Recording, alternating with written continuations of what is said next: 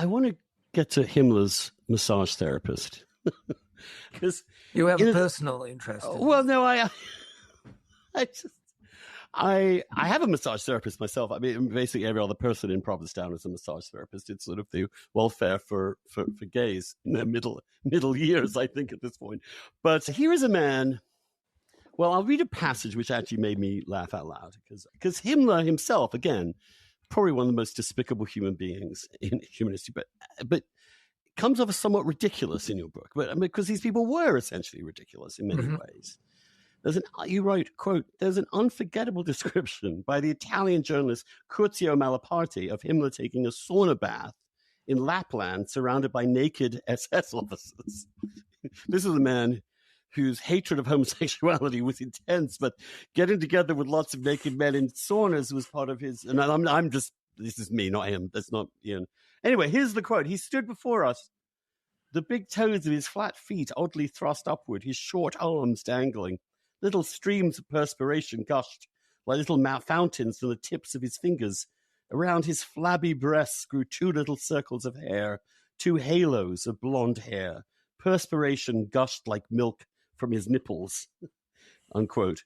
And then you write, when his SS men started thrashing him with twigs in the prescribed Finnish manner, Himmler ran away, squealing into the forest of birch trees.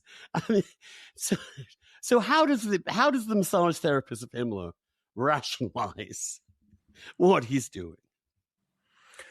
Well, I don't think the masseur was there beating his no, not in this particular. Twigs. No. I'm just being self-indulgent because that was one of my favorite passages.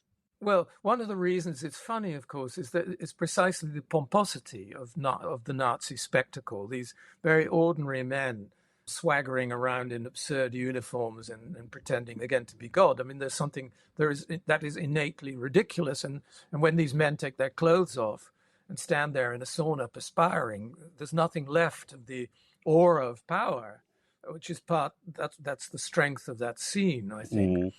But the masseur, who was a Baltic German, born in Estonia, he learned his trade in Weimar, Berlin, and this was after World War I. There was a time of crisis and uncertainty, and in times of crisis and uncertainty, all kinds of crazy notions, of course, do the rounds. And so it was a time of self-help, cures and yoga and Hindu voodoo and so on and so forth. And a lot of the Nazi symbolism came out of that world. And apparently Kersten, which was his name, did have a great facility for massage. He was very good at it.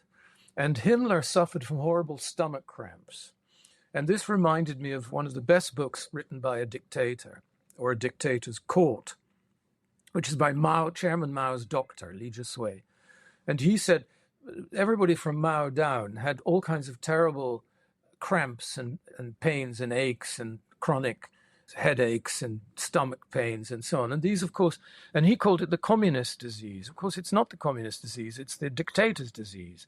Because in a court where paranoia rules and you're always afraid of getting a knife in your back, it's easy to develop those kind of symptoms. And Kersten was the only one who could relieve his pain. And then, like, somebody's butler or a lady's hairdresser or something, he became the confidant.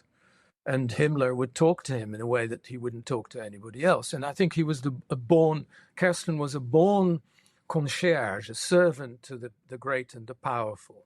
So he had princes and industrialists and so amongst his clientele before the war and again after the war. And Himmler took him on as his personal masseur, the one man who could relieve his pain. And, of course, after the war, having been Himmler's masseur and made a mass murderer more comfortable, was not the greatest calling card to resume a career as the masseur of the great and the Doesn't look great in your curriculum vitae. No. 1939, 1945, H. Himmler as my client. That's right. He raves about me.